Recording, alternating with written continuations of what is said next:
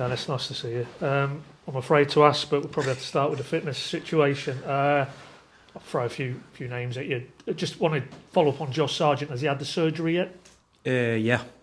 Yeah. So,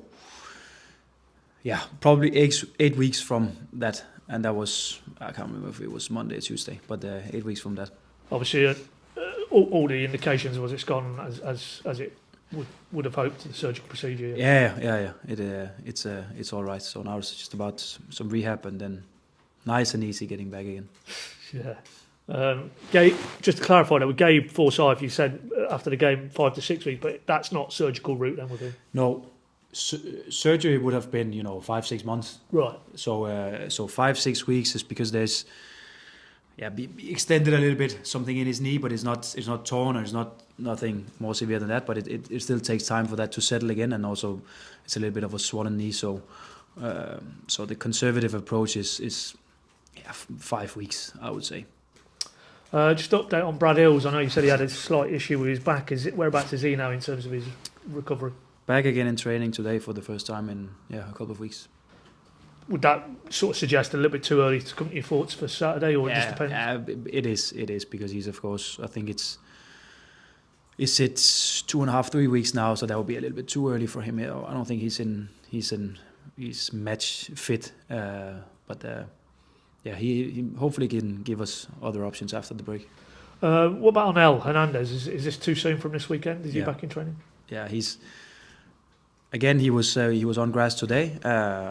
Still, nice and easy. And coming back from a 8-week injury, we still have to build him up and we still have to make him ready for that. So I would say it would take at least 1 full week with the team before we can start thinking about giving him minutes. But it's nice to see him back. I mean, I think I'm right saying I saw he was called up to Cuba. I mean, would it still be the expectation he goes away? And could that even work in terms of he got some minutes?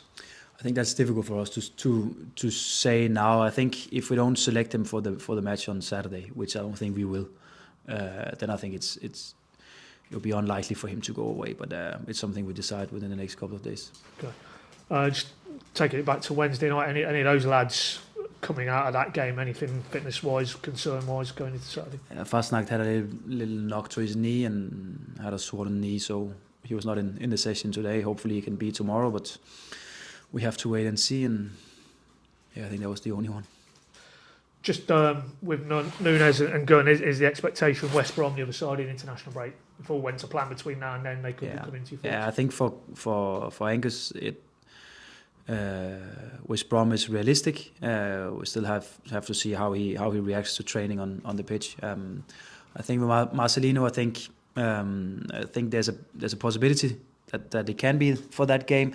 It can also be a decision for us to see, okay, we need to wait just a little bit to make sure that he's fully fit when we put him in again.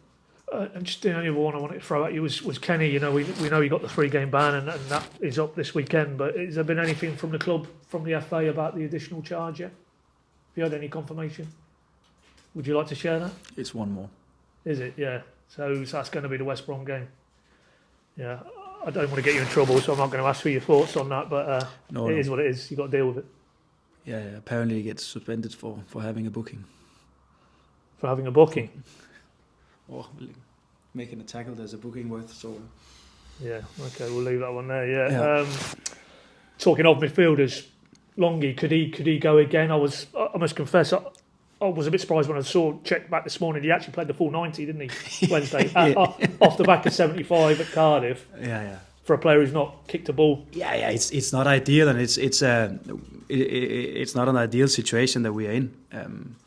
So of course, some players out there have to do a little bit extra and have to also find some resources and find some extra energy somewhere. I think it's top class from him that he could go 90. I think actually also the plan for him going into Cardiff was maximum 60 minutes. That was the plan, but we communicated with him after 55 and he said he was ready to go more, and I think he played 75 in that one. So he's doing what he can, and I think it just tells the story that he's a team player and will do everything he can for the team. You said to me after the game Wednesday you've never really experienced anything like this in terms of the scale of injuries in your coaching career. when it reaches this point, though, I mean, I'm just thinking in terms of maybe some of the more muscular ones. Like, do you have to look at everything you're doing, game load wise, training load, the recovery, the sports science, everything? You have to get under the skin of it and see if there's anything there. Yeah, I think everything we do, we need to look at. I think it's the muscular problems are Marcelino, of course, we need to look at. We knew Anis came with some fitness issues from Sheffield and had a hamstring injury in Sheffield just a couple of months ago. So we knew that he was not fully fit, and we knew that he would not be able to play 90 minutes consistently for us. And that's also the reason why in many of the games where he's been on, he's only gone 65 or 70 minutes. So we could see if we could limit that risk. So I think the cases we need to look into is Liam Gibbs and it's Marcelino Nunes. I think the other cases are more situations with either suspensions or knocks in games where that's unfortunately just a part of being a football player. But of course, I think we look at everything also with critical eyes, and it's not, again, neither is with the players or with the staff or anyone else to blame, but it's to see if we can come up with even better solutions for the future. And I guess as well, the nature of the Championship, I mean, it's not just the volume of games, it's the travel as well. I mean, it is a brutal and forgiving league, isn't it, as you've experienced now? Yeah. And we knew when we started this that it will not be easy and it will not be a quick fix. And hopefully, but that's at least the feeling that I get, is that we are prepared for a situation like this. We can never be fully prepared because we cannot have a squad of 25 top performing championship players. No team in the league can have that. So we know that it's about having some really experienced good players and then some young ones coming up. And of course, the young ones, they need to take even more responsibility at the moment. We get some learning out of it. We get some answers out of it. We see who can actually cope with the pressure there is at the moment. So hopefully give us some good answers and even better solutions in the future. It's never ideal and it's never a perfect situation to be in, but we try every day that we are in to see it from that angle where it creates opportunity for us, and we try to stay positive in here, even though it can be difficult. Well, as you touched on now, we know that is the model now moving forward. There's an emphasis on youth and development, but also at the same time you need to try and win games as you're moving along that path.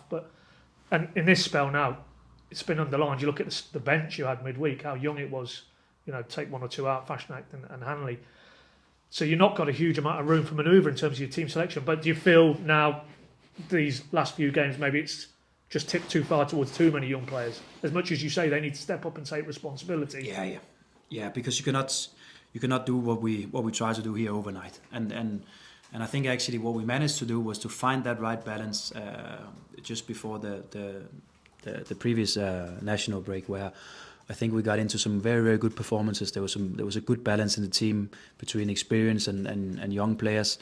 But of course, with the situation that we are in, I cannot expect more from the players than what they're doing at the moment. And that was also my message after the game. I don't think we played well in Sheffield the other day, but I think I'll not go hard on them because that's not the time. If we had all the players available and they were having results like we're having at the moment, that would be a different approach for me. I would be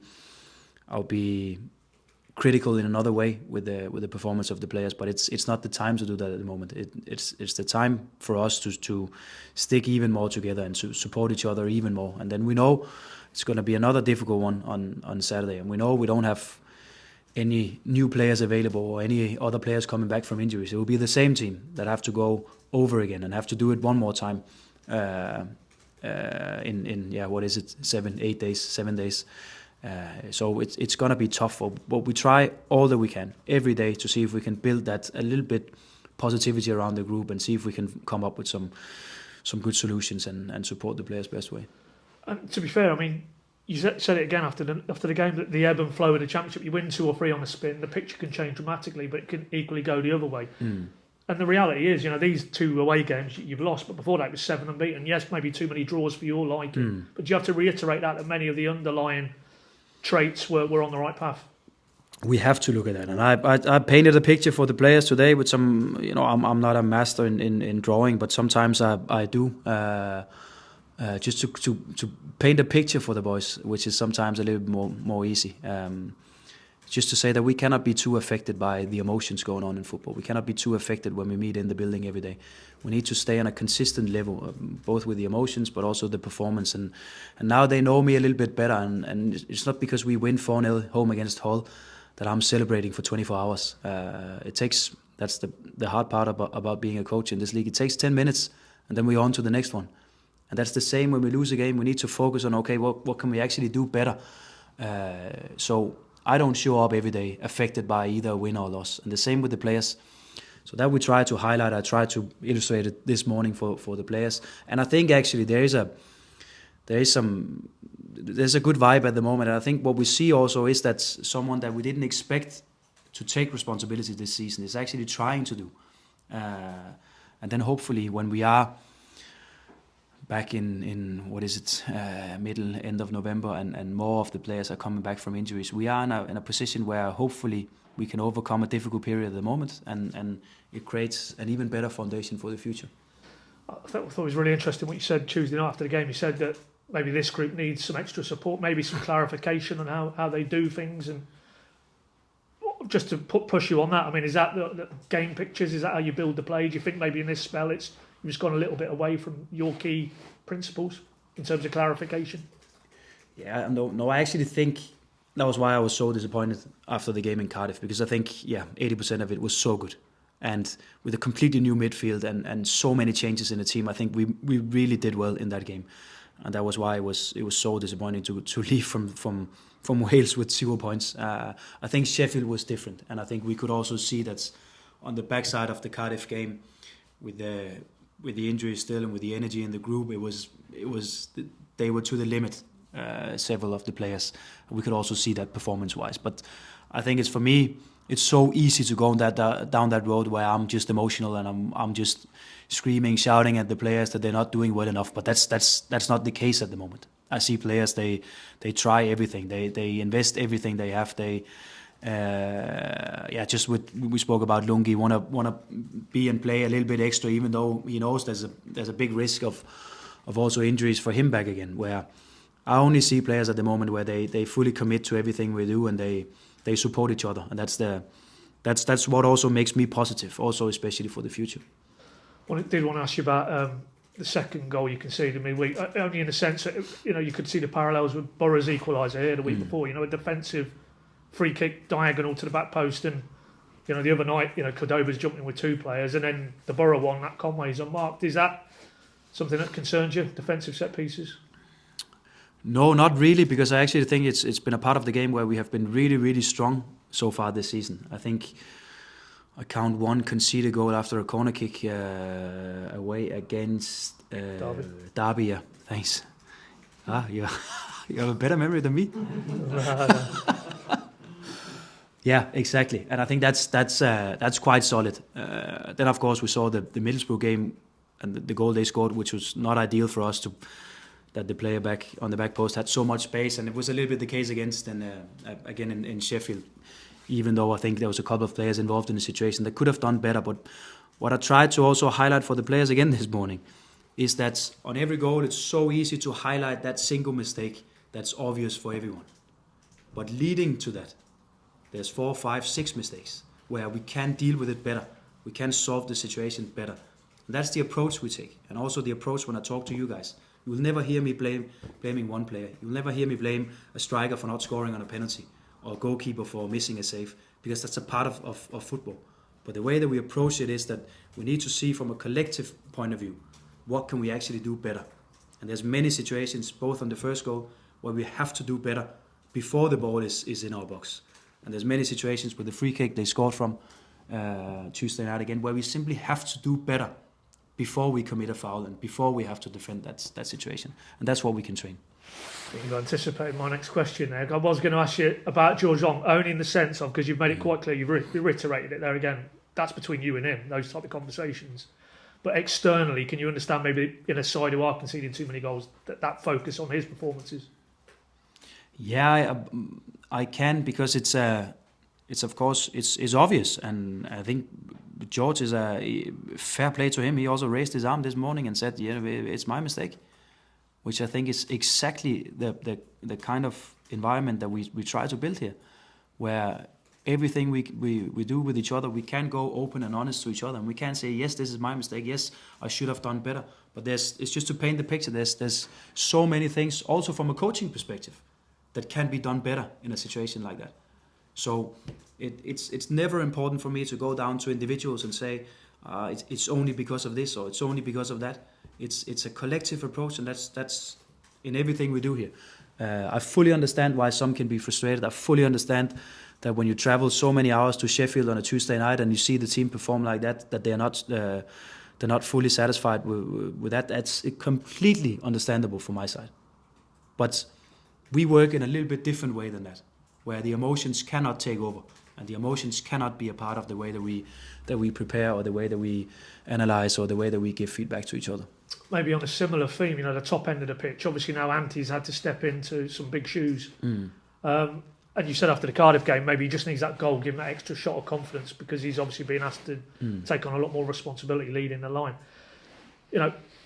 If we get to a point maybe in this initial spell, maybe the other side of an international break, and that hasn't really happened, and he hasn't maybe got himself on the score sheet or contributed in assists, does it reach a point where you have to explore maybe, and this obviously plays into maybe how many different options you've got, but do you have to start to give it some thought if it isn't quite working with Anti then? Yeah. It's always that balance. I think, again, what we saw maybe 2, 3, 4 games leading up to the last international break is that balance was good. So we had experience in midfield and young players on midfield. We had experience up front and young players up front.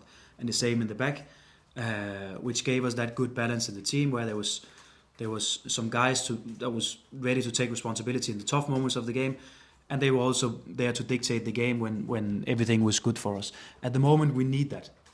And that's also the reason why maybe Ante and maybe some of the others are struggling a little bit more, because it is, when we have a guy like Josh in the middle up front, it's not only the goals that he produces, it's all the communication in there, it's all the support to the players in there, that is just, we cannot give it a value and say how much it's worth for us, because it's so difficult to measure. But it just counts a lot when you have that in the team.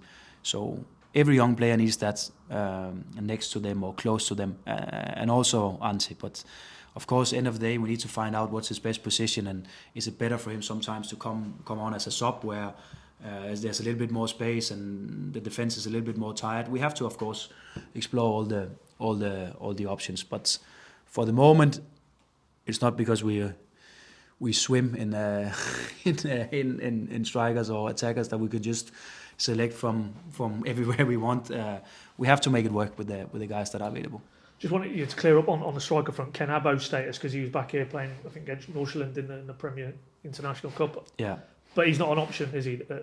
Certainly not until January, if you were looking to recall him. But in the here and now, even though he was back here playing midweek, you're not able to do anything with him. No, not an option with that, no. Yeah. Have you given any thought to maybe, given the situation with the strikers in January, was it a bit too early for that? In terms of whether you might look to recall him? No, we are not specifically on him, but I think it's an ongoing process again that we talk about the team, and we look at again all games that we play. We get experience, we get some answers, we find out how far are we actually in our strategy in the way that we want to do things. What do we need to see if we can become even better and we can do it just a little bit faster.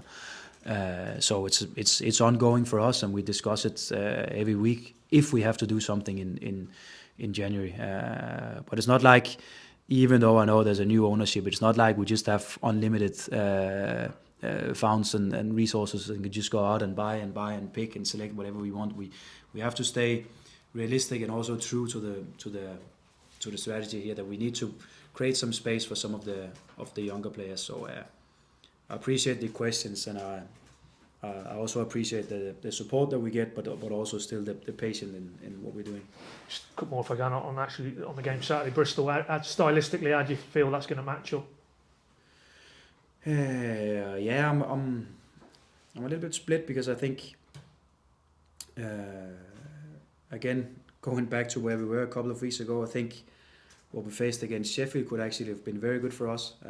Now I think it's maybe not that bad if the game opens up a little bit more, because we don't necessarily have the relations on pitch where players, they just know each other from playing so many games together, so they can just open up a defensive side where they defend with a 5-back line or even more, where if the game gets a little bit more open, then the space gets bigger, and it's not that important with 2, 3, 4 guys seeing the same moment at the same time. So what I see from them and what I know from them is obviously they are a good technical side. They want to create and dominate the game, and they are some good technical players. I think they can play some really, really good football when they are on top. I also see from them that they can change their system and formation game to game, also a little bit dependent on the opposition. So we prepare the best way, but I think actually a little bit more open game will be good for us on Saturday. And again, you just look from afar. You look. I mean, that midweek game, and very similar to you in Cardiff. Really, they were leading pretty much to the end of the game, and then got beat 2 late goals. But that's their first defeat in 8. So that's clearly a group of players and a head coach who are on to something, and they come here in good confidence, even allowing for the reverse midweek. Yeah, they do. And it's sometimes good to see that it can happen to others as well. I watched my Danish colleague in the Premier League the other night as well, where they played away in Fulham, and they had a 1-0 lead into the 19th minute and lost that game as well. So it can happen to others, and it's with all due respect, and I don't want to be in their shoes because they have the feelings right now. But sometimes good to see that it can happen. No, they are in form, and we were the same going into Cardiff. And if that game would have been done after 85 minutes, we would still have been very much in form. So it's small margins, and it's small things deciding that. And I think it will be the same on Saturday. I think it's 2 teams where again they try to dominate. I think it's 2 technical sides. Hopefully we can have a good one on Saturday and a good lead into the break, but also for us to have a good start after that. And as you say, final one, small margins. Carrow Road, Middlesbrough come back, made it a full calendar year unbeaten. How much do you have to really lean into that for this weekend and that support more than ever? I hope we don't have to do a comeback one more time. I hope we have. You're a young man, you can take it. Not too much. I hope we can score some goals. I hope we can. Of course, obviously, like always, get off to a good start and have some of these good offensive moments in the game. That's what we try to create. Then we prepare just a little bit also on the last part of the game. What do? We look at the players available, what's best for them. So we actually flip it around and also see from minute 90 to 70 what's the team we're going to have on pitch at that time in the game, and how do we do things, because we know, and also with the experience we got from the previous games, that many things are decided in the last 20 minutes of a game. So we have to prepare as much as possible, and I know the staff is sitting there that they're doing it right now, and we have a meetings tonight as well. So again, we have to do everything down to detail. So hopefully the players can just go out there and express themselves. Cheers, Johannes. Good luck. Thanks. Just one from me, and I know I said the other day you're getting a lot of questions about Border Science, but he's now been nominated for the Player of the Month again. October feels like quite a while ago now, but if you can just reflect on how good that month was for him. Yeah, obviously fantastic, and I think also, what is it today? It's the 7th of November. I also think still he's trying his best, and I think also Tuesday night in Sheffield he tried to show that he could turn the game around, and he could do that extra what we needed.